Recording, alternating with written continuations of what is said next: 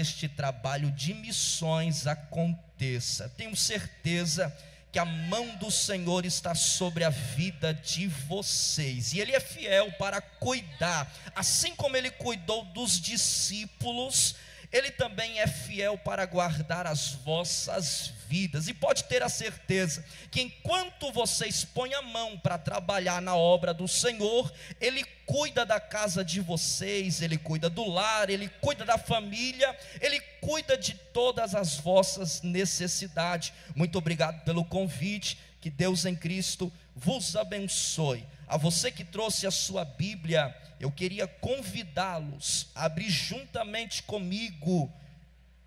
Eu quero ser breve em Efésios capítulo de número 6. Estava orando na madrugada de ontem, pedindo a Deus uma palavra, e Deus me entregou esse texto. Efésios capítulo de número 6.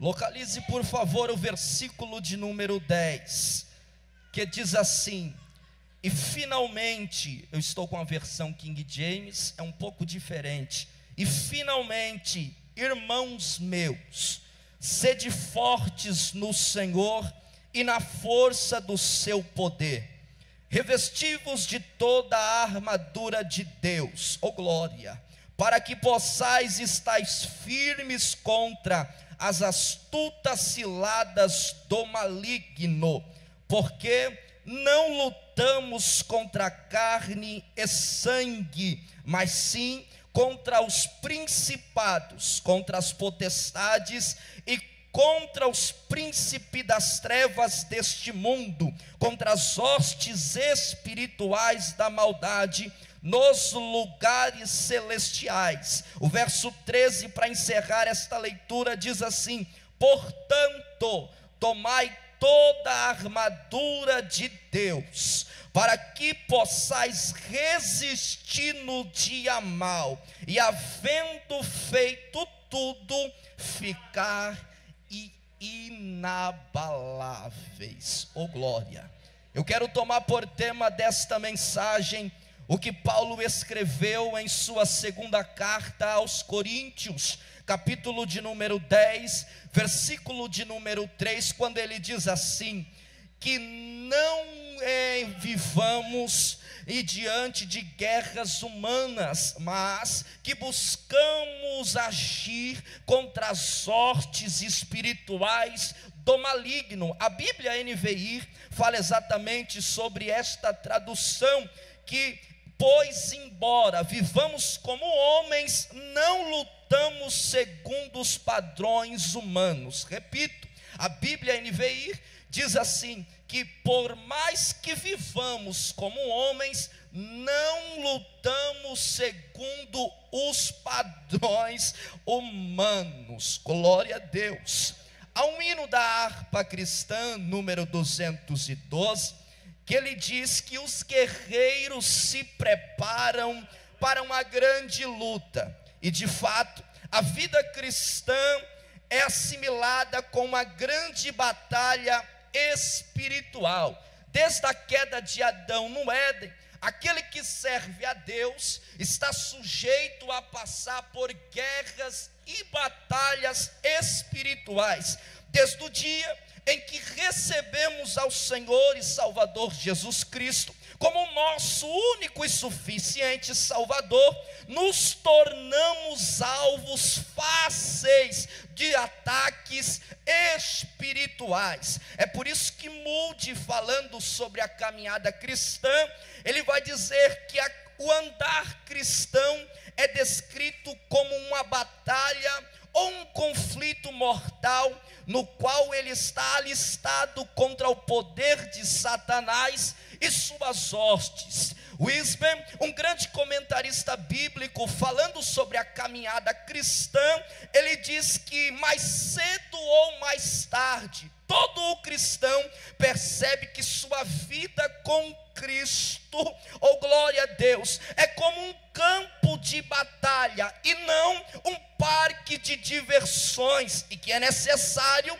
a cada dia o cristão contar com a ajuda do Senhor. Martin Erck, também um grande comentarista, falando sobre o andar cristão, ele diz que a caminhada cristã é como uma verdadeira guerra, onde há muitos inimigos com o intuito de nos manter afastados de Deus e também do céu. É por esta maneira que o apóstolo Pedro, escrevendo aos irmãos que estão localizados na Ásia Menor, na sua segunda carta, capítulo 5, versículo, ou melhor, na sua primeira carta, capítulo 5, versículo de número 8, Pedro, olhando, escrevendo aos irmãos, ele diz assim: olha, uma coisa eu digo a vocês, vocês precisam ser sóbrios, e além de tudo isso, é necessário que vocês andem em vigilância. Por quê, Pedro?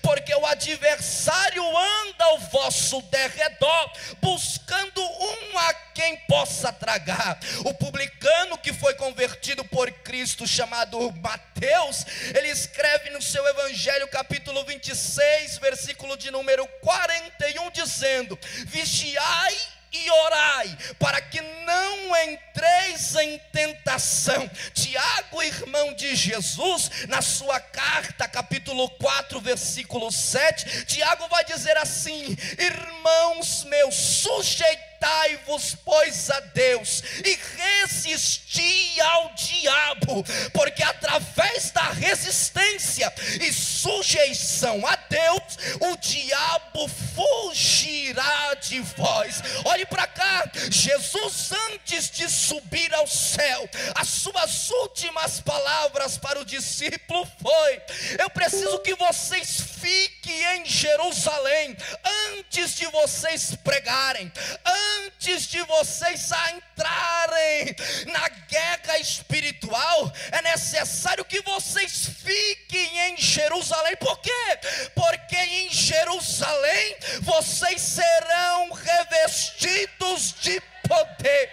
A verdade é que todos nós estamos diante de uma guerra, de uma batalha. Nenhum cristão está isento de passar por ela. É por isso que diariamente, nós precisamos buscar o que, Júlio? Um revestimento de Deus. Até porque o revestimento que vem do alto não é uma obrigação para o cristão, e sim um dos princípios. Se vencermos, ou melhor, se queremos vencer as guerras espirituais, é necessário estarmos buscando, oh glória, um revestimento que vem do alto. A pergunta que surge é: se nós estamos diante de uma batalha espiritual, se nós estamos vivendo diante de uma guerra, se nós estamos diante essa guerra, quem são os oponentes da igreja? Quem são aqueles que se opõem para parar o evangelho, o avançar do evangelho de Cristo? Lá vai, o primeiro adversário da igreja é o diabo. O diabo e os seus compatriotas, também conhecido como Satanás. Se você ler a Bíblia, você poderá perceber que o diabo, Ezequiel capítulo 28, versículo 17 e 18, diz que ele foi descido do céu por querer ser além de Deus. Ele era querubim de adoração, ele era um anjo que cooperava, que coordenava o coral angelical de Deus, mas ele colocou no seu coração desejo. Que desejo? Eu preciso ser maior do que Deus. O Senhor olhou para o que estava no coração de Satanás e disse assim: tu descerás. É por isso que Isaías capítulo 14, verso 15 diz que ele foi lançado no inferno. inferno. E por esse motivo, Satanás, sendo condenado, ele tenta parar, neutralizar, roubar, matar e destruir a igreja do Senhor. O segundo adversário da igreja é considerado como o mundo. E vale lembrar a vocês que o mundo que eu vos falo não é a criação de Deus, não é o firmamento do Senhor. Até porque em Gênesis capítulo 1, quando Deus começa a dar firmamento na terra, criar o sol, os astros, o céu, a terra, os mares, os animais, Deus olhou e viu que tudo era bom. E qual é o mundo que eu vos falo? O mundo que eu vos falo é o mundo que se opõe contra o Senhor, é aqueles que vivem diante de uma rebeldia e dá lugar à concupiscência da carne. É por isso que Tiago 4 verso 4 diz que aqueles que são amigos do mundo são inimigos de Deus. Ou seja, o mundo, aquilo que eles praticam, a vida lascívia, ilícita, é estes mesmo que são inimigos da igreja, porque assim traz prazeres carnais ao povo de Deus. João, na sua primeira epístola, ele vai escrever no capítulo 2, verso 15 ao verso 17, dizendo: não ameis o mundo, nem no que no mundo há. Se alguém ama o mundo, o amor do Pai não está nele, porque tudo que há no mundo, a concupiscência da carne, a concupiscência dos olhos e a soberba da vida, não é do Pai, mas do mundo. E o mundo passa e a sua concupiscência também, mas aquele que faz a vontade, oh glória, mas aquele que faz a vontade do Pai, mas aquele que faz a vontade do Filho, mas aquele que faz a vontade do Espírito Santo, permanece para sempre. É por isso que a igreja não pode parar diante das ofertas satânicas do prato maligno. É por isso que a igreja não pode parar diante do que o mundo tem a oferecer. Ela precisa prosseguir. Já o terceiro inimigo da igreja, este eu posso considerar que é o pior, porque sendo o diabo e o mundo inimigos externos que vêm do lado de fora, esse último inimigo é um inimigo interno que vem de dentro. Qual é esse inimigo, Júlio? É a carne.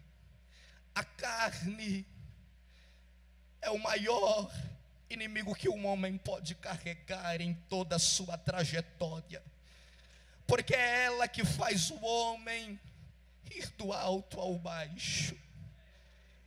Porque uma coisa eu aprendi: anos de santidade não compra um minuto de pecado.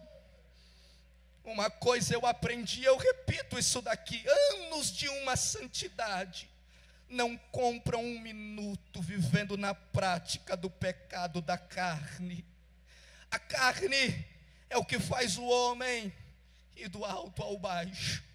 É a carne que faz com que o homem vá para o inferno. Aqueles que seguem a carne certamente estão longe de ter uma vida com o Espírito Santo de Deus. É por essa maneira que Paulo, quando escreve a carta de Romanos, capítulo de número 8, Paulo escreve dizendo que aqueles que andam segundo a carne já estão condenados, oh glória.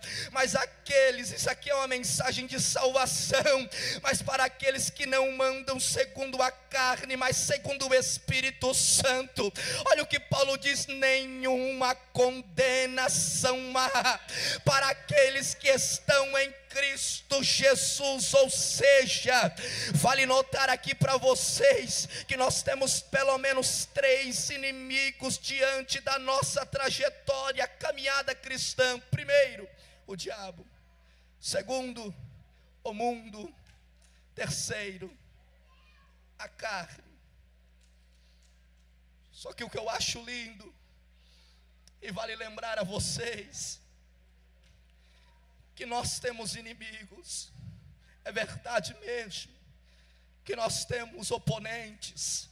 É verdade mesmo que a igreja tem opositores, mas Deus não. Deus não tem nenhum sequer inimigo.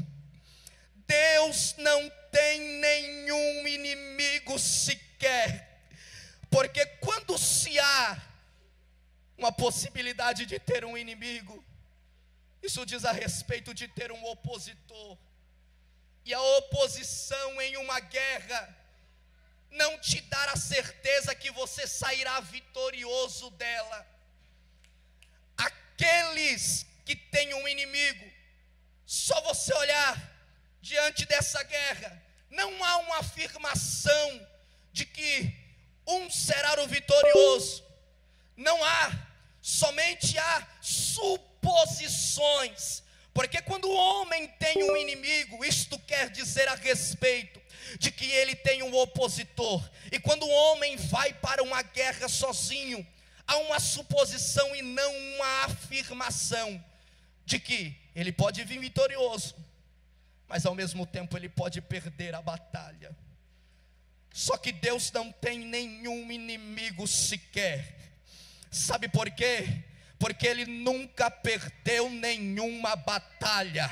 Não tem como Deus descer em uma guerra sem sair vitorioso dela. Não tem como descer Deus de uma batalha e não voltar com a bandeira da vitória erguida. Quando os pés do Senhor alcançam uma peleja, uma batalha, Bruno, Ele já vem com a certeza. Qual é a certeza? Eu voltarei vitorioso da batalha. É por isso que eu gosto da Bíblia, porque a Bíblia diz que enquanto os inimigos de Deus se levantavam para amedrontar o povo dele, Deus descia com vitória. Lembra de Senaqueribe, quando ele se levanta dizendo: o teu Deus não é nada, esse teu Deus é mentiroso. Aí parece que eu me permita conjecturar, Deus olhando do alto céu, olhando para os seres angelicais e dizendo: vai lá vai, não precisa ir em monte não, vai desce lá, mata 185 mil homens e mostra que o meu nome é glorificado. Glória!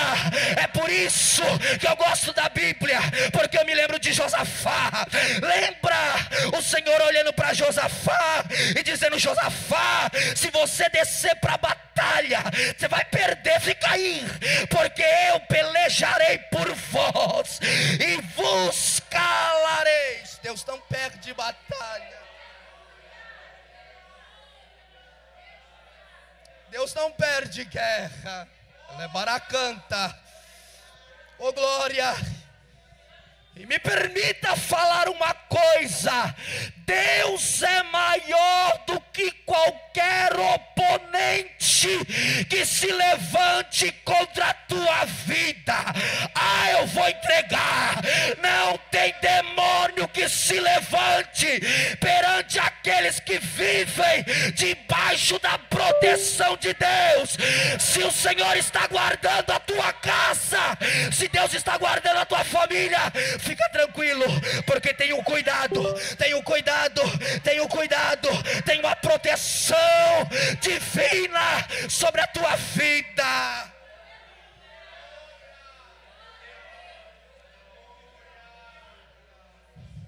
Esse teu oponente pode até te amedrontar, vou entregar, mas para Deus ele tem que bater em continência. Esta guerra pode até tirar a paz que está no teu coração, mas quando o general de guerra entra, ele olha e diz: aquieta-te. Eita! A porta que se fechou, eu vou cavar mais um pouco. A porta que se fechou para você pode ser até impossível de abrir, mas em Apocalipse diz que ele tem a chave a chave de abrir porta e ninguém pode fechar, de fechar e ninguém pode abrir. O teu Deus, eita, eu estou sentindo a graça do Senhor aqui.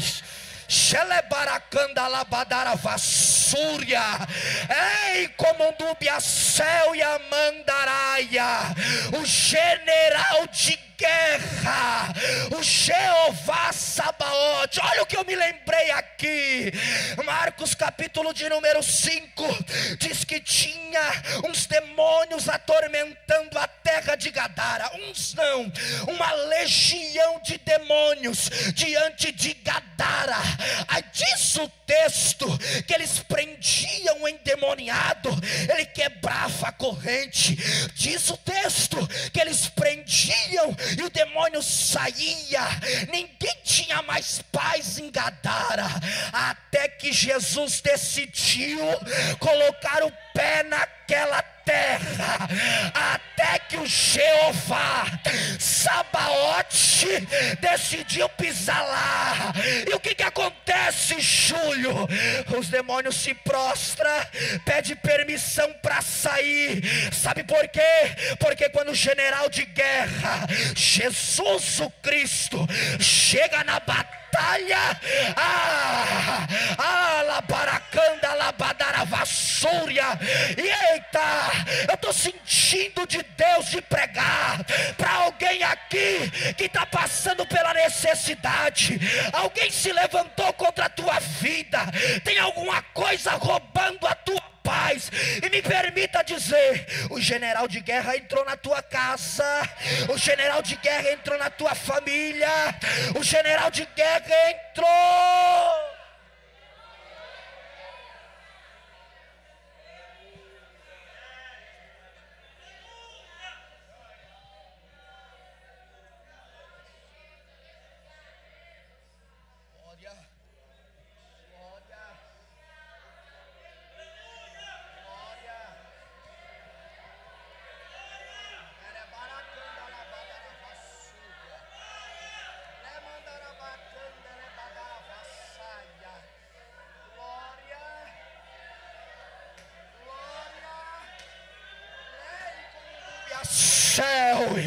Isso é alarido de quem está sentindo que o grandão decidiu descer. Oh glória, levanta a tua mão, que eu preciso anunciar o que de Deus eu recebi, porque assim diz o Senhor: eu entro nessa peleja, eu luto a tua guerra e faço com que meu nome seja glorificado.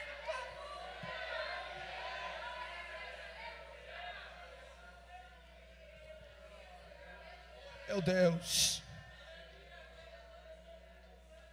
a igreja pode ter até oponente, só que maior do que qualquer oponente, ela tem Jesus de Nazaré ao favor dela. É por isso que você precisa se revestir do poder de Deus. É exatamente isso que o apóstolo Paulo está querendo transmitir aos irmãos. Nós estamos em uma guerra, temos oponentes, só que mesmo um oponente, mesmo tendo a guerra, nós temos um Pai que zela, que cuida, que protege, que guarda, que salva, que liberta. É exatamente isso. O tempo já foi, que o apóstolo Paulo está querendo transmitir. Essa carta aos Efésios, ela foi escrita por volta dos anos de 60 a 62 depois de Cristo.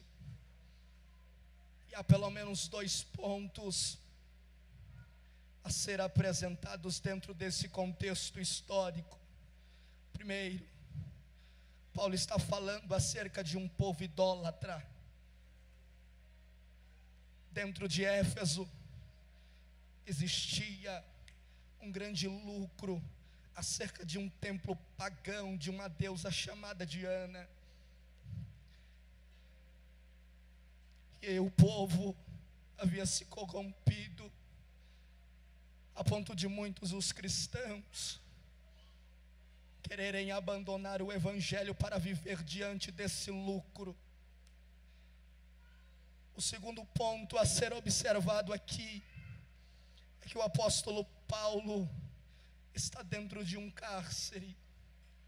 Ele está preso, mas tem a liberdade em pregar, em receber visitas e também em escrever cartas. E quando Paulo, estando em Roma, recebe notícias do que está acontecendo dentro do contexto histórico de Éfeso, o povo está abandonando o evangelho. O povo esqueceu de que nós estamos dentro de uma guerra. Paulo certamente escreve uma carta para esse povo, com o propósito de primeiro apresentar que eles são o corpo de Cristo. E sendo assim, Paulo quer fazer menção, dizendo que eles são escolhidos de Deus. E ser escolhido é ser separado. Ser separado é ser diferente no meio dos iguais. Ser separado é andar na contramão de todo mundo. Ser separado é fazer o que ninguém faz. Paulo quer trazer menção que pelo fato deles serem separados, eles estão diante de uma guerra que não dá trégua, de uma guerra que não dá pausa, de uma guerra que não entra em intervalo. Não.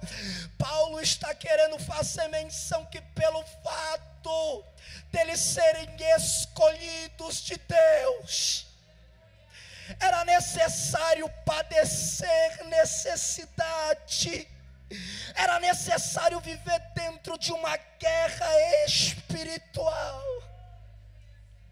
Aí Paulo está preso no cárcere, e ele toma como figura do seu texto um soldado, porque um soldado é separado para exercer um ofício. Um soldado é separado para exercer uma missão. Um soldado não pode andar de qualquer maneira, de qualquer jeito. Até mesmo a sua conduta não pode ser igual a dos demais. Aí Paulo vem fazendo menção. A gente estamos em uma guerra. É uma guerra espiritual. Ele apresenta os inimigos. Aí a pergunta que surge é: como que uma igreja vence as artimanhas do maligno? Aí ele vem no verso 10 respondendo: irmãos meus, sedes fortalecidos no Senhor e na força do seu poder, revesti-vos de toda a armadura de Deus, para que possais resistir às ciladas do maligno. Aí ele fala no verso de número 13, dizendo: portanto, tomai toda a armadura de Deus, para que possais resistir no dia mau, e havendo feito tudo isso,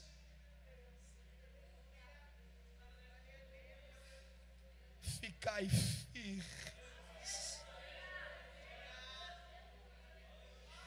Eu preciso te dizer uma coisa: diferente de Josué nos dias da lei, que Josué, para conquistar a terra prometida, ele precisou colocar a armadura física, ele precisou desembaiar a espada da cintura, ele precisou colocar escudo no braço e lutar com força braçal para conquistar a terra. Diferente de Josué, nós estamos diante da lei da graça, nós estamos diante da graça do Espírito Santo de Deus, e essa guerra que você está vivendo, você não vai vencer batendo boca, discutindo, usando a força física, usando o seu braço, não. Essa guerra que lhe afronta e amedronta, você só conseguirá vencê-la através do revestimento do céu, através do revestimento de Deus. É por isso que você precisa manter-se firme diante da presença dEle. É por isso que você precisa buscar o refúgio dEle, porque nessa guerra você só alcançará através da comunhão com Ele. Curve sua cabeça, me permita orar. Pai, eu oro pelo teu povo nesta noite. Aqui está a tua igreja, Deus. É bem verdade que nós estamos diante da graça do teu Espírito Santo, e guerras têm se levantado, Deus, contra o teu povo, porque o teu povo é um povo escolhido, é um povo separado, é um povo eleito pelo Senhor. Mas o meu pedido a ti, Deus, não deixa ele só, vai guardando o lar, a casa, vai guardando a família. O que para eles, Deus, pode ser impossível, para o Senhor não é impossível. Tu és o Deus que faz, que opera, tu és o Deus que entra, que trabalha, vai repreendendo a toda obra maligna, Deus, contra a tua igreja. Coloca cada dia o teu povo de pé, para que eles possam resistir diante destes dias maus. Vai guardando o teu povo, Pai, para que teu nome seja glorificado. Esta é tua igreja.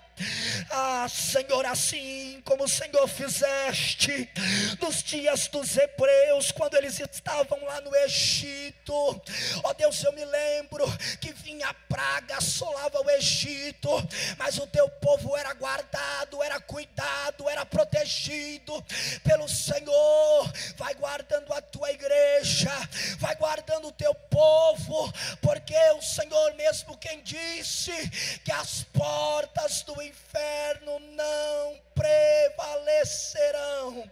Em o nome de Jesus, ser com teu povo. Esse é o nosso pedido a ti.